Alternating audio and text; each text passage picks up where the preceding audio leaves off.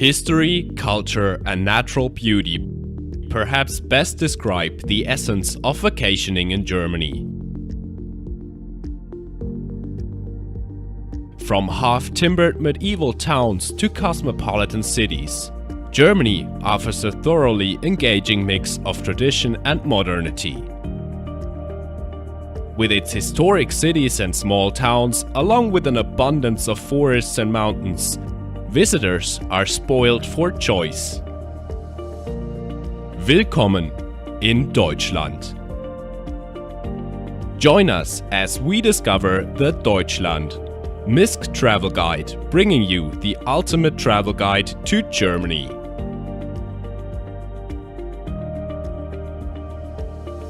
Located in the heart of Europe, Germany maintains the continent's most powerful economy.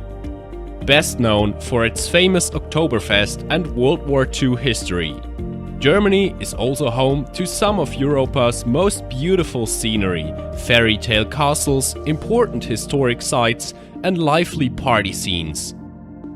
Berlin, its capital, is home to art and nightlife scenes, the Brandenburg Gate, and many sites relating to World War II. Munich is known for its Oktoberfest and beer halls, including the 16th century Hofbräuhaus. Frankfurt, with its skyscrapers, houses the European Central Bank. Even though Germany is one of the largest countries in Europe by both area and population and home to such incredible diversity, many travelers only manage to visit one or two cities in their travels. Here at Misk Travel Guide, we've put together a list of the top 10 German cities you should consider adding to your itinerary to encourage you to see more that this country has to offer.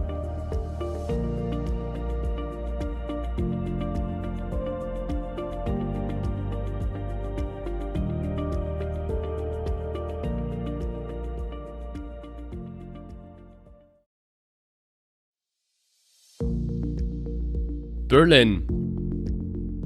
Germany's capital dates to the 13th century. Berlin's history has been one of triumph and tragedy, tyranny and transformation. Brought to her knees by two world wars and then divided throughout much of the Cold War, Berlin has re-emerged, blossoming into one of the world's economic and creative powerhouses. With a population of only 3.5 million, Berlin enjoys an air of spaciousness not found in other European capitals. Reminders of the city's turbulent 20th century history include its Holocaust memorial and the Berlin Wall's graffitied remains. Divided during the Cold War, its 18th century Brandenburg Gate has become a symbol of reunification. The city is also known for its art scene and modern landmarks. The Tiergarten district near the Brandenburg Gate houses a massive park and the 19th century Reichstag, Germany's parliament. It's not surprising that Berlin is the most popular tourist destination in the country, with many visitors keen to learn about its turbulent political history as well as experience the energy of its world-renowned nightlife.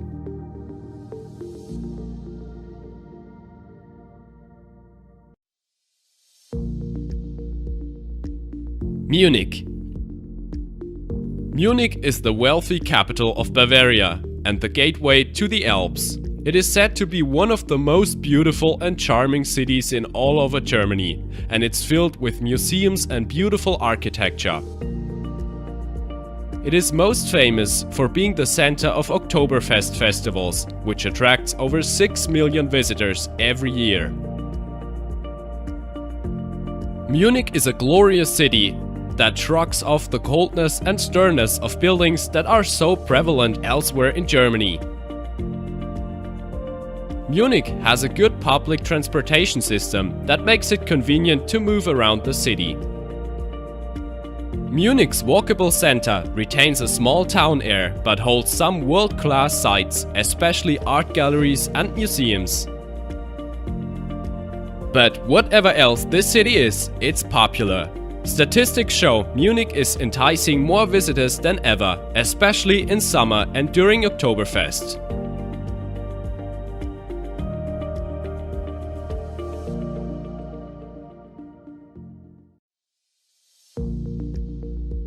Frankfurt. Most international city in Germany. The largest financial center on the continent. The historic city of coronations. The city of Goethe and the Frankfurt School. In brief, to the smallest metropolis in the world, in which there is a lot to discover at close hand. Glinting with glass, steel and concrete skyscrapers, Frankfurt is unlike any other German city. The focal point of a conurbation of 5.5 million inhabitants, Manhattan is a high-powered finance and business hub, home to one of the world's largest stock exchanges, as well as the clamming new headquarters of the European Central Bank. Frankfurt is often called Manhattan due to its position on the Main River and a skyline that often feels more American than European.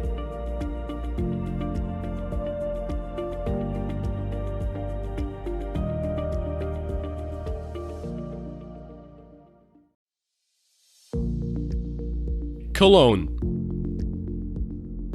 This vibrant city on the Rhine offers a wealth of cultural activities, international trade fairs and conferences, as well as numerous major events. Attractions such as Cologne Cathedral, which is recognized as a UNESCO World Heritage Site, and the city's 12 Romanesque churches leave an unforgettable impression on visitors.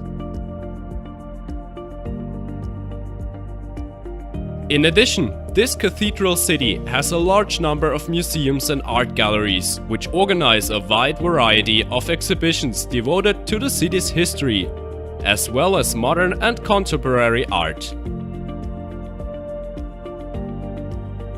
Germany's fourth largest city was founded by the Romans in 38 BC and given the lofty name Colonia Claudia Ara Agrippinensium. It grew into a major trading center, a tradition it solidified in the Middle Ages and continues to uphold today.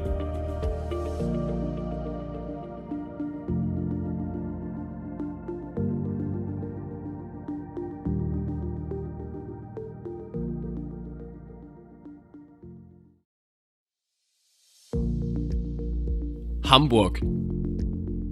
Hamburg's historic label, the gateway to the world, might be a bold claim, but Germany's second largest city and biggest port has never been shy. Hamburg is engaged in business with the world ever since it's joined the Hanseatic League back in the Middle Ages. Its role as a center of international trade in the late 19th and early 20th century brought it a great wealth and a legacy that continues today. It's one of Germany's wealthiest cities. The second largest city in Germany and the country's main port, the city of Hamburg, lies at the head of the long funnel-shaped estuary of the River Elbe. Its location makes it an important link between the sea and Germany's network of inland waterways and numerous islands. The city is best known for its famous harbor area, the Port of Hamburg. Modern-day Hamburg is a progressive city endowed with attractive architecture, cultural diversity, and liberal attitudes.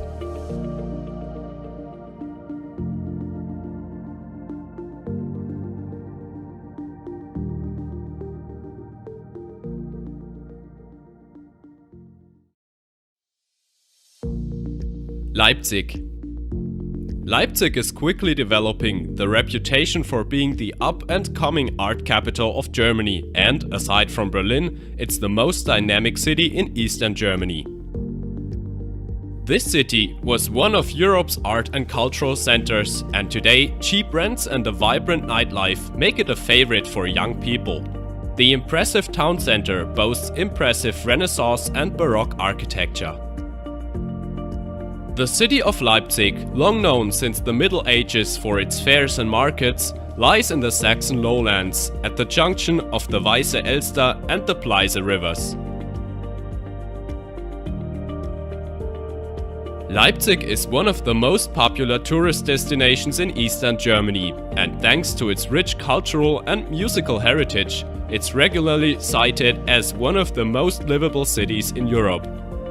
For tourists, it's a very manageable city, with many things to do right in the compact old town.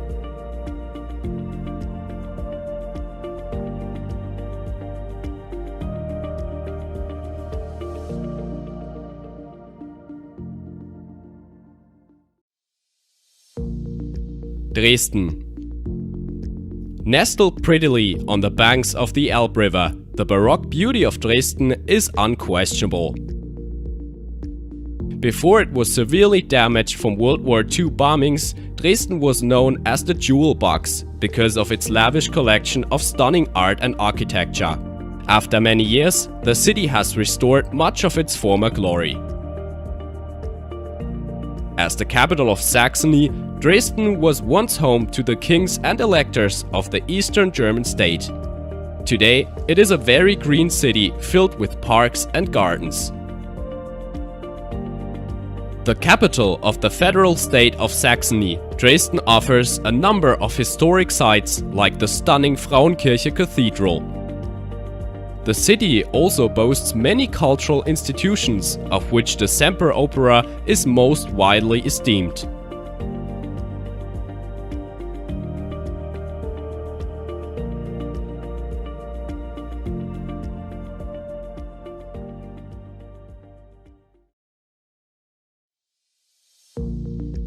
Nuremberg. Bavaria's second largest city and the unofficial capital of Franconia is an energetic place where the nightlife is intense and the beer is as dark as coffee. As one of Bavaria's biggest draws, it is alive with visitors year-round, but especially during the spectacular Christmas market.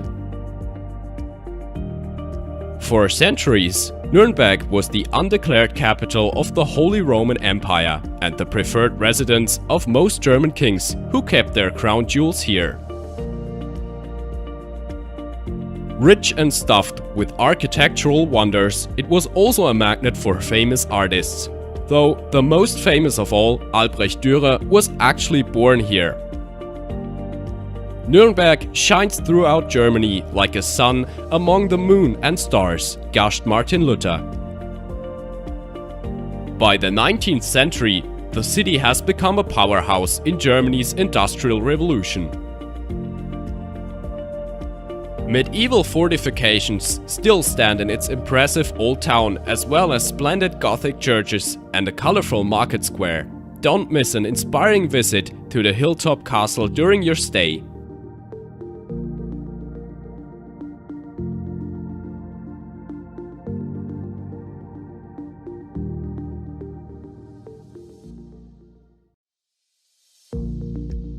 Düsseldorf.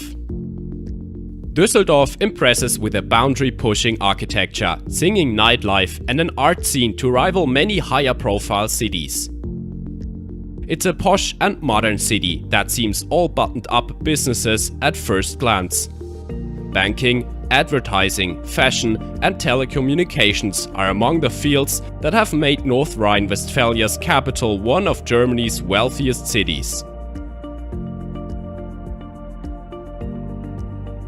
Düsseldorf is a university town and a center of art and fashion.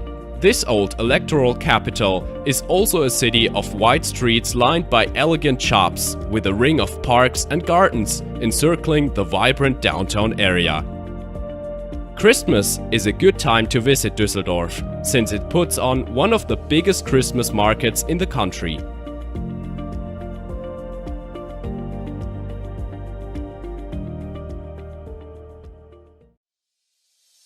Bremen. Bremen has the reputation of being one of Germany's most hospitable cities. Located in the north of Germany, Bremen is a city that is over 1,200 years old and it's bursting with history. The free Hanseatic city of Bremen on the lower Weser River, capital of the land of Bremen, is one of the largest seaports and centers of seaborne trade in Germany. The old town itself is like the backdrop to a fairy tale and is one of Germany's 38 UNESCO World Heritage Sites. In addition to being an important industrial and commercial center, Bremen has also long been an important cultural center. Key events in the city's cultural calendar include the Freimarkt, a fair that has taken place almost continuously since 1036, the Vision Parade Techno Music Festival, and the International Youth Symphony Orchestra of Bremen. And that's it. Thanks for watching. That's been our list of top 10 German cities you need to visit.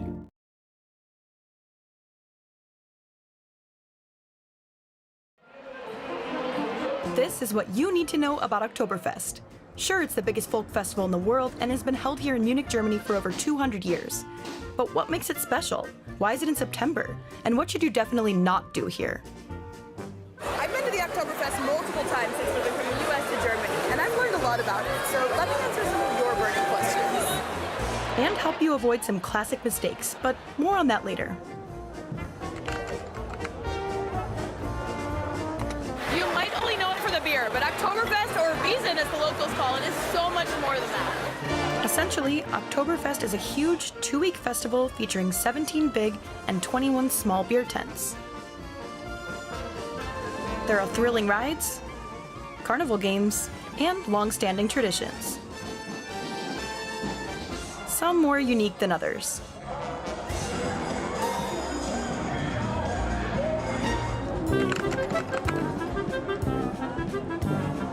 Here are some numbers to help you understand how big Oktoberfest really is. The festival grounds span a massive 34.5 hectares, or about 48 football fields, and around 6 million people visit each year. Last year, those visitors drank 5.6 million mugs of beer. They ate 177 full oxen and lost 420 smartphones.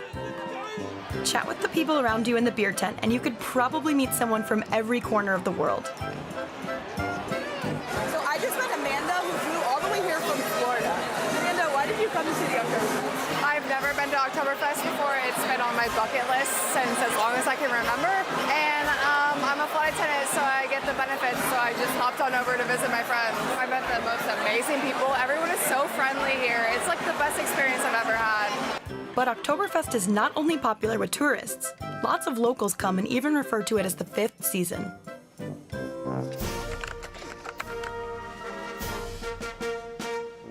The first Oktoberfest was held in October of 1810 and actually had nothing to do with beer. It was the celebration of the wedding of Prince Ludwig of Bavaria to Princess Theresa of Saxony-Hildburghausen. The royal couple invited all of Munich to celebrate with a horse race and all the free food and drinks they could want. All held on this very fairground known as Theresienwiese, or Teresa's Meadow. Everyone enjoyed it so much they decided to celebrate again, year after year, adding in the beer and eventually developing into the fair we see today.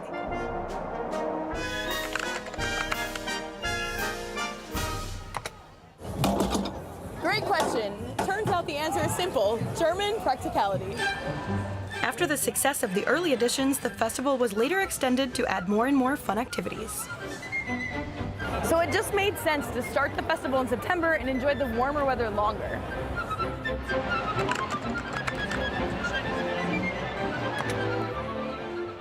Don't order a Stein here. The big, almost 1-liter beer mug you get in the tents is called a Maß. The proper way to drink it is to hold it by the handle, clink it with your friends, and say Prost. Don't forget to look each other in the eyes. Interestingly, only beer brewed in Munich by one of the 6 legacy breweries is allowed to be served here at the festival. So you're definitely getting the real thing no matter which tent you're in.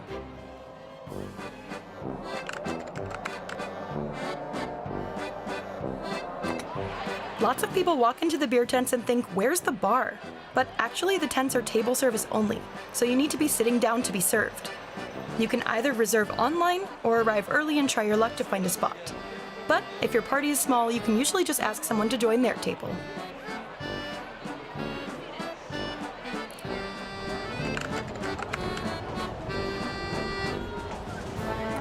The tents, which are really more like big beer halls, are elaborate and even beautiful. It's almost hard to believe they're built anew on the fairgrounds each year, and each has its own atmosphere and vibe. Tents like Schottenhamel and Löwenbräu are known for their younger crowds, attracting both locals and tourists. If you're looking for something a bit more chill and family-friendly, the Ochsenbraterei, or Augustiner Festhalle, is it.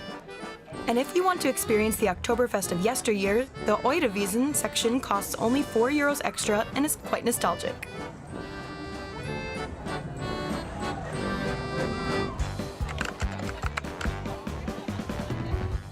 You will see locals and tourists alike dressed up in dirndls and lederhosen.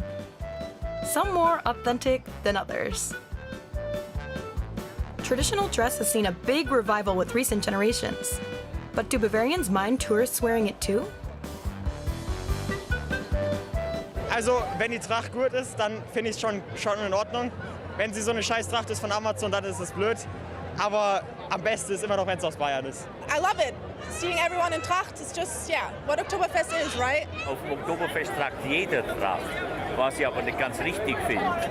Weil es ist schon ein Unterschied, ob ich aus der Gegend komme und eine Tracht trage, so wie ich, oder ob jemand, ich habe da gestern einen Bericht gesehen, da 20 Leute aus Neuseeland kommen und genauso ausschauen wie ich. A proper dirndl or lederhosen can cost you hundreds of euros. But my hot tip? Check the secondhand stores or rent your outfit. Just don't come in a Halloween costume. There are a few other things to avoid if you want to enjoy yourself here. Don't try to stand and chug your beer. Some tents hate this so much you'll actually get thrown out. Don't dance on the tables, that's what the benches are for. Don't try to bring in your suitcase, large bags are not allowed, but there are paid storage areas. Don't forget your cash. In most tents, the servers don't take card. And don't find yourself on the grassy hill. It's called the Kotzhügel or Vomit Hill for a reason. Trust me. But all in all, Oktoberfest is definitely still something for your bucket list. Got any other questions? Leave them in the comments below.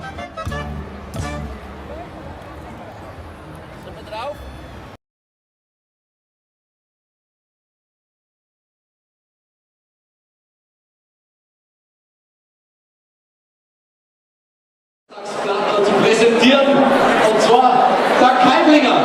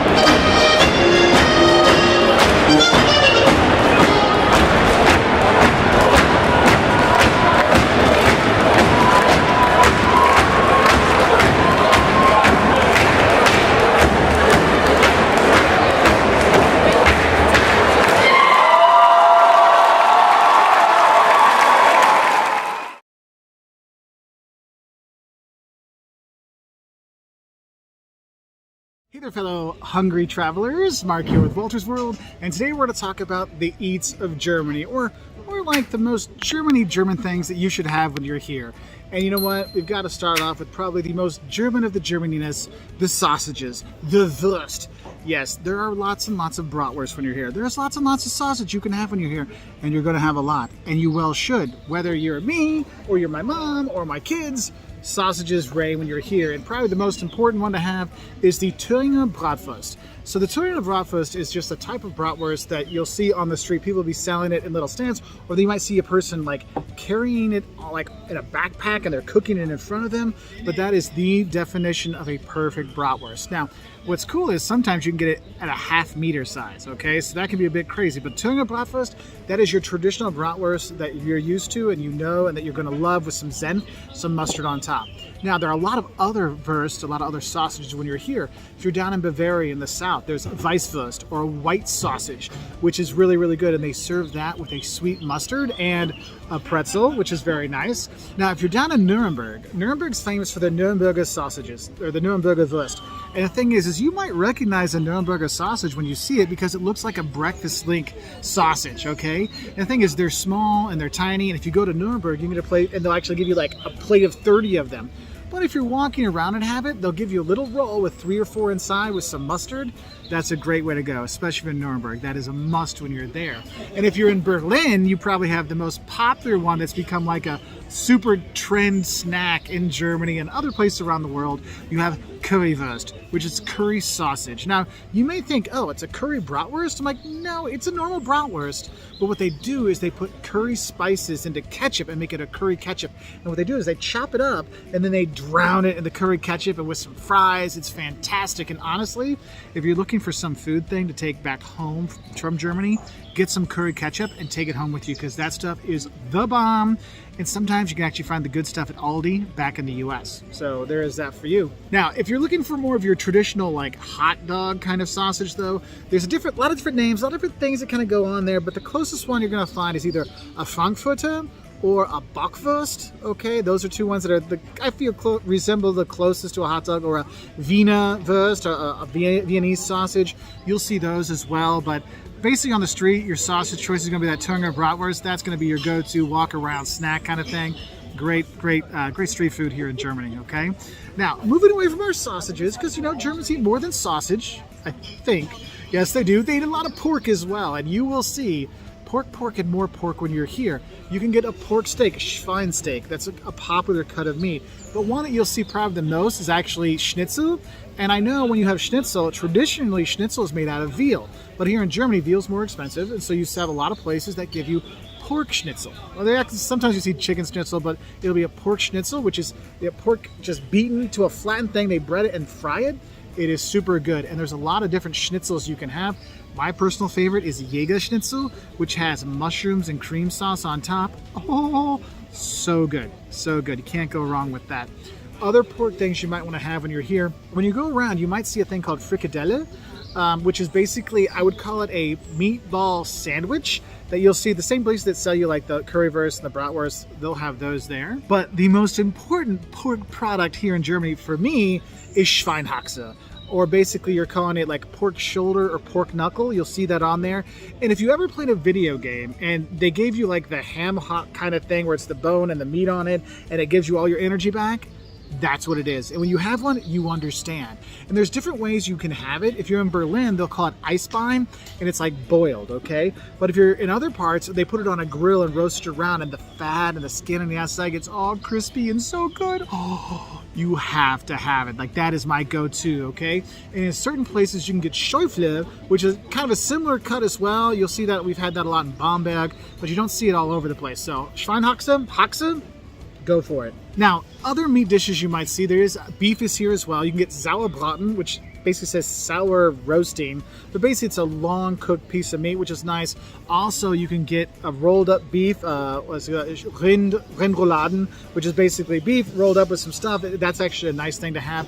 I see that a lot on some like lunch menus. It's very popular around the country, but there's plenty of meats. There's also plenty of fish you can have when you're here as well. But I think one of the other things that's important when you're here is the bread, okay? And yes, you can have a pretzel, and of course you want to dip this in mustard, by the way, when you're here. It's so good. And if you're having a big old beer, it goes together perfectly. So you have that.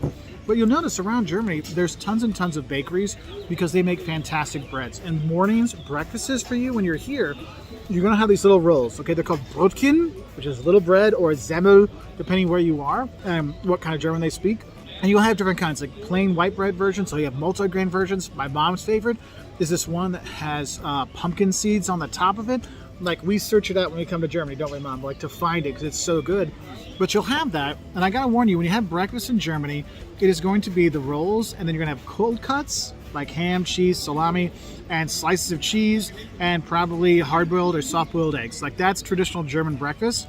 Like, that's what you're going to have. And it's funny because when Germans travel to the U.S., a lot of times they'll complain to the hoteliers, we don't want pancakes and eggs and bacon.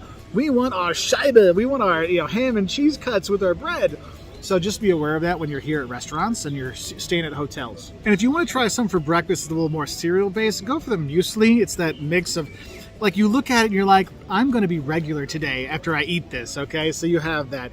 Yogurt's also very popular to have at breakfast time, so you do have that. But going back to the bread stuff, also, if you go to the bakeries, you'll see they'll have all these pre-cut pieces of cake of all different kinds, okay? And I know we're here in the Freiburg, which is in the Black Forest. You might think, oh, Black Forest cake. I'm like, yes, there is that. But for me, if you can get any kind of fruit cakes, not like fruit cake like you get at Christmas, but it's a cake that has a fruit topping on it, that's always wonderful.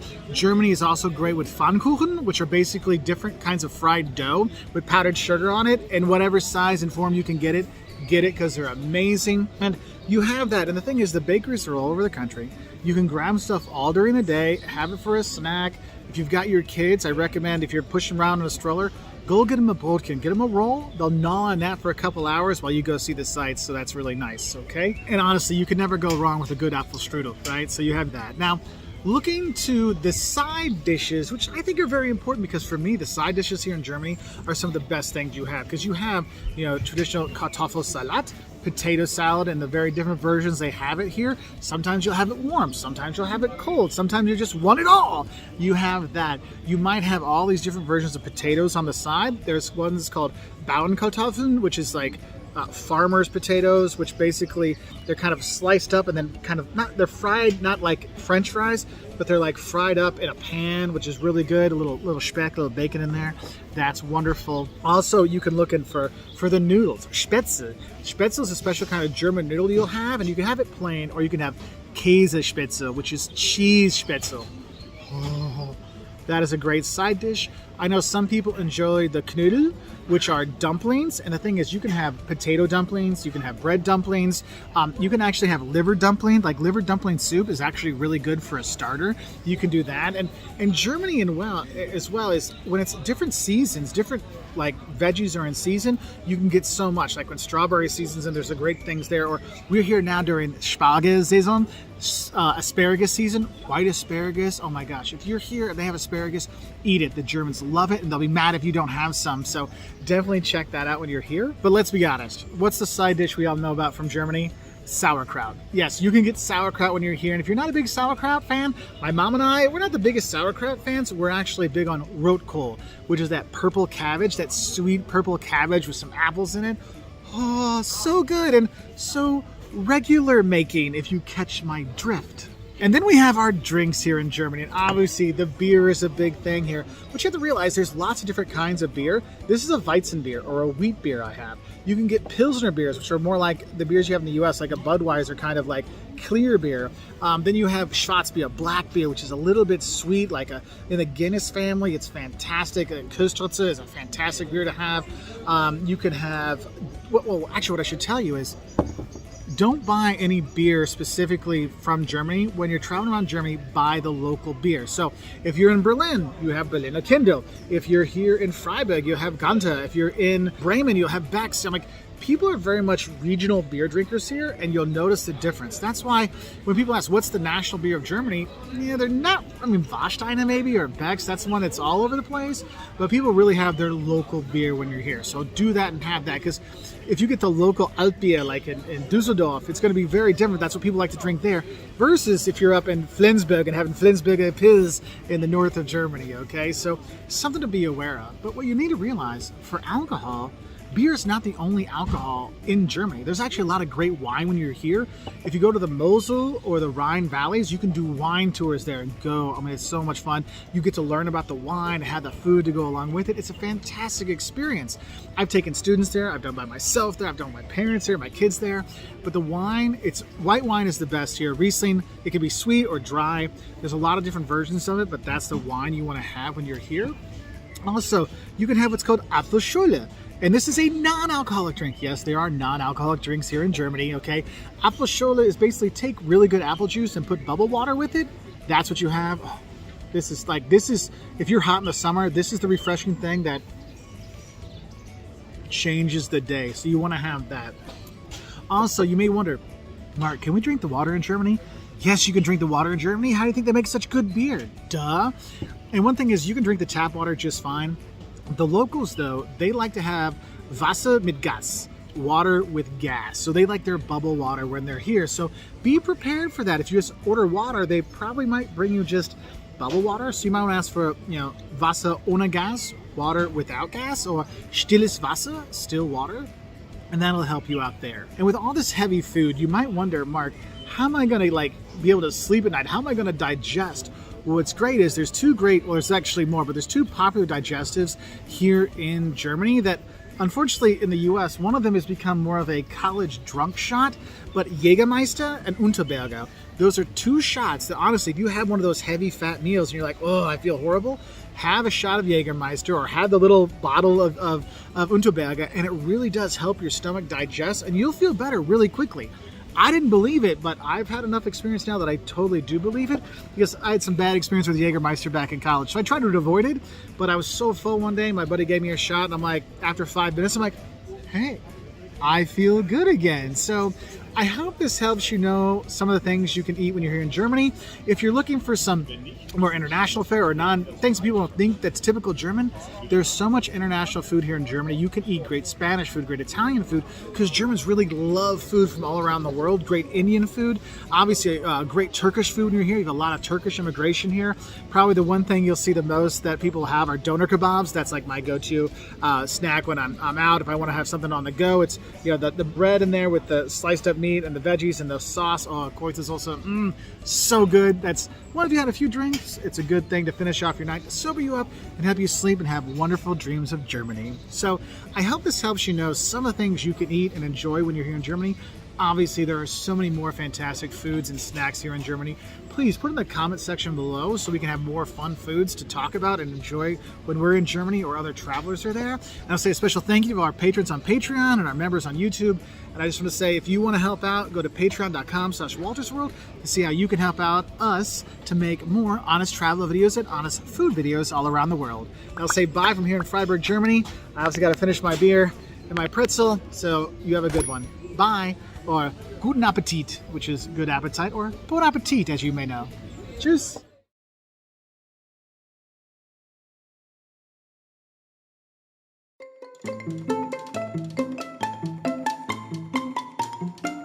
In Germany, vines have been cultivated since before the Common Era, and its vineyards are amongst the world's coolest, reaching above the 50th parallel, about as far north as grapes can grow. So wine growing in Germany is a very special part of our agricultural industry, and it's 2/3 white wine growing and 1/3 red wine growing. Germany is home to over 1/3 of the world's Riesling. Beloved for its versatility, elegance, and aging potential, it is the country's undisputed great grape. The Riesling grape for us is the most important grape variety. Riesling has so many faces, so many different variation that you can do almost everything with it. You can have the Riesling very early after bottling and can go with, you can age yourself with the wine up to 30, 40, 50, 60 years. Riesling is also the German wine you find in all our export countries. It's a fantastic wine as a food matching wine. It's the most sophisticated white wine, and it's the most versatile white wine. Outside Germany, consumers envision Riesling as a sweet wine. In reality, it can be made sparkling, off-dry, or lusciously sweet. But in fact, the majority of Riesling consumed in the domestic market is essentially dry. This diversity of style extends to the entire range of quality, from featherweight acidic blanc to the world's greatest white wines. We have very dry styled wines, we have half off-dry wines, and we have the sweet wines. And for each kind of taste, you can choose food. German culture has never erred towards simplicity, and their wine labels are no exception. The grape variety is typically noted on the label, but beyond that, things get cryptic to the consumer. There are 13 defined quality wine regions that can be listed on the label. In addition, the village of origin and single vineyard, or Einzellage, are often designated. Unfortunately for consumers, the most misleading exception in all of wine law allows producers to use the name of a grosse Lagen, a large expanse of mediocre quality vineyards, in the same fashion as a single vineyard, with no easy way for consumers to discern the difference other than inferring it from the price. The fundamental tenet of German wine law is ripeness at harvest as measured by the specific gravity of the unfermented juice. Being a highly marginal climate, the origin of this approach makes some sense. The top-tier quality wines display a stated Prädikat, from Kabinett to Trockenbeeren Auslese, assuring a minimum ripeness of the must. So sugar level in the grapes is given by weather and by nature. Sugar level in the wines is a decision made by the winemaker. Riesling sometimes is very thankful for having some residual sugar in the wine because the residual sugar, the sweetness in the wine, balances the fresh and crisp acidity of Riesling. But this is all about the winemaker's decision. And we try to label our wines and indicate this to our customers. In addition to the label regulations defined by the country as a whole, many of Germany's premier estates are members of the VDP, a producer organization dedicated to quality wine. The eagle on the bottle means that the VDP, that's a special group of top estates in Germany. VDP, the Verband der Prädikatsweingüter. This is the Fine Wine Makers Association of Germany. It's a membership association of 200 winemakers all over the 13 wine-growing areas of Germany. So you find good wines from vintners which are not in VDP, but to really select the crown of German wine growing and winemaking, that's VDP. The VDP defines their own rules and labeling terms, with a hierarchy of quality that applies to both dry and sweet wines. Frustratingly, VDP terminology has been in a state of flux for years, but recently, the organization has established a quality pyramid that would be easily interpreted by drinkers of Burgundy. Es beginnt in der Basis mit den Gutsweinen, die sehr typisch sind für das Weingut, also deswegen Gutswein. Second step is the Ortswein, where you get the growing dimension, get a bit more concrete. You have wines coming from a certain village, like Deidesheim, like Forst, like Rupertsberg. Third layer is the Erste Lage, which is describing very good vineyard sites, which show already a character on their own.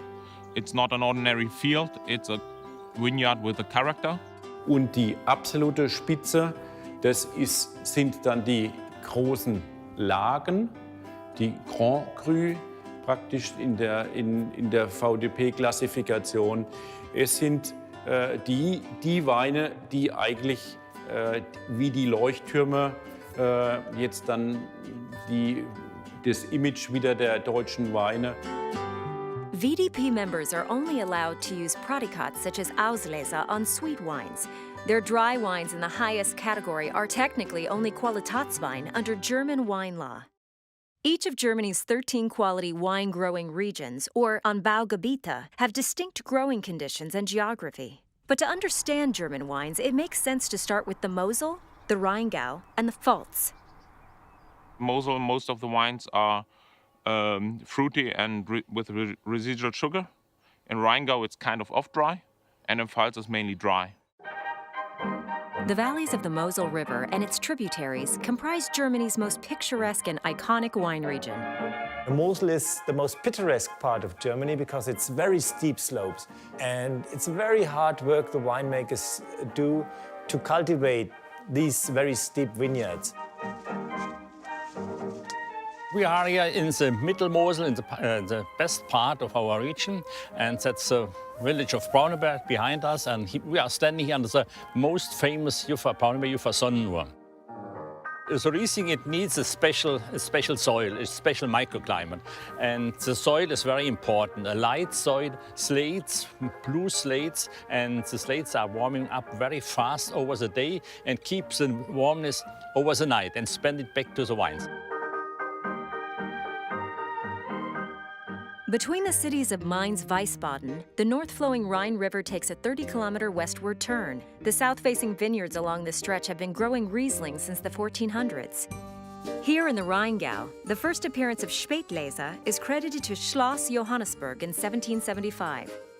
Today, the Rheingau continues to make long-lived sweet wines, but top vineyards here are even more renowned for dry wines.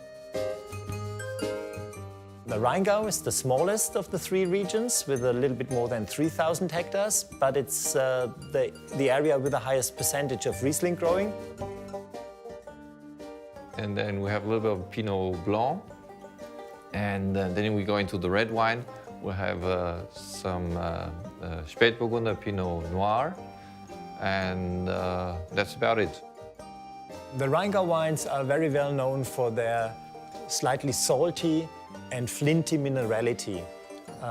Rheingau Riesling wines are always described as elegant, fresh, crisp, nice acidity, a good backbone of acidity, but also quite balanced because we have a lot of extract coming from the soil into our wines.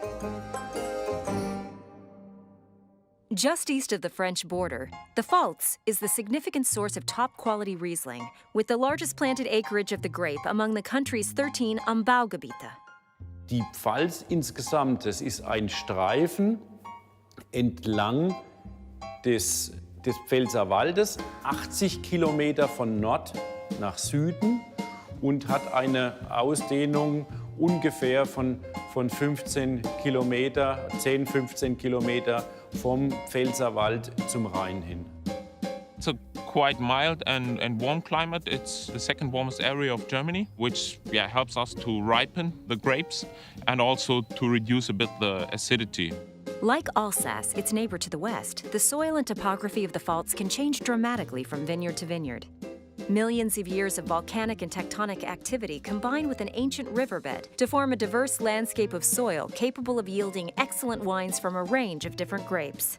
Compared with more northern regions like Rheingau or Mosel, wines from Pfalz have a much more fruit expression in the wines, so you get more of that peachy, apricot flavor of the Riesling grape than compared with other regions. Hier im Süden der Pfalz eigentlich eine größere Rebsortenvielfalt findet, als das im Norden der Pfalz ist. Hier findet man, und das ist der Teil der gemeinsamen Weinbaugeschichte zum Teil mit dem Elsass, hier findet man auch die ganze Burgunderfamilie, also die Pinots, Pinot Blanc, Pinot Gris, Pinot Noir. Man findet aber auch alte Rebsorten wie den Gewürztraminer, den Muscatella.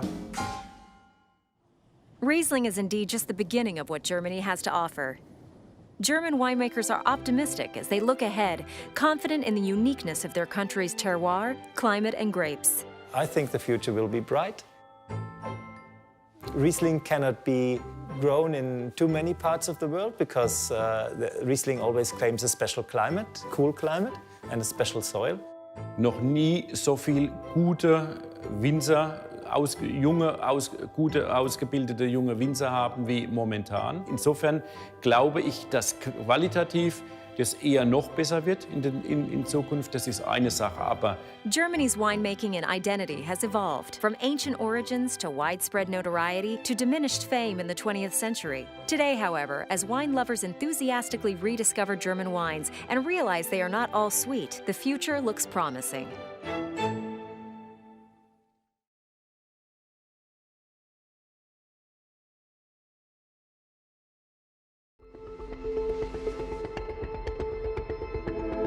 Germany is the land of castles and palaces. Their exact number is unknown, but it is estimated to be around 25,000. Our flying guide will take you to 5 particularly interesting castles.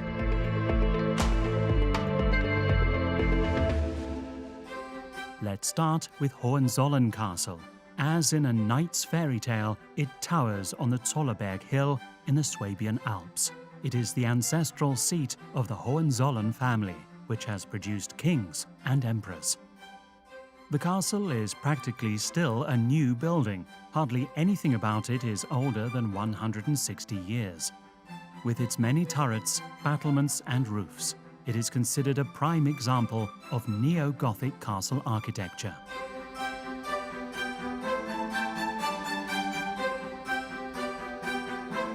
Our next stop is Wartburg Castle in Eisenach.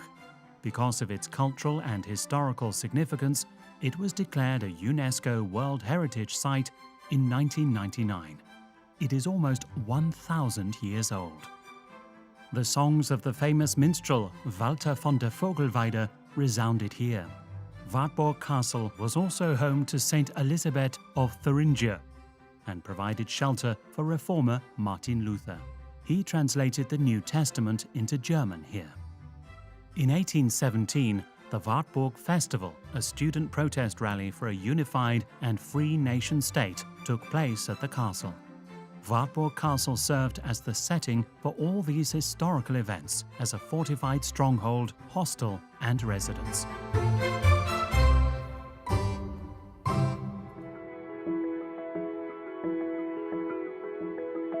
Runkel Castle near Limburg is perched on a vertically sloping rock above the Lahn River. It was first mentioned in 1159, but is probably older. It was built to secure the Lahn Bridge. Today, the lower castle houses a museum. Other parts of the building are inhabited or serve as storage space. The upper castle is a ruin which can be toured.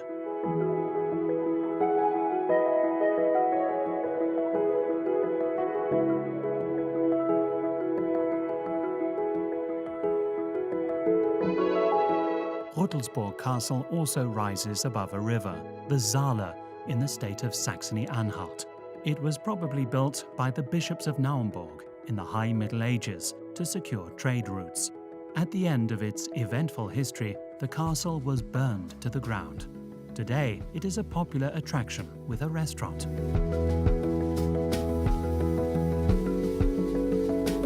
Our flying guide continues its flight to Meersborg Castle, picturesquely located on Lake Constance. It is considered the oldest inhabited castle in Germany. Over 30 furnished rooms bring the Middle Ages to life. You can visit the castle kitchen, the Hall of Arms, the Knight's Hall, and the torture chamber. However, the castle is best known for the fact that the famous German poet Annette von Droste-Hülshoff lived and died here in the mid-19th century. This is where our flying guide's journey ends. To see more videos like this, subscribe to our channel, DW Travel.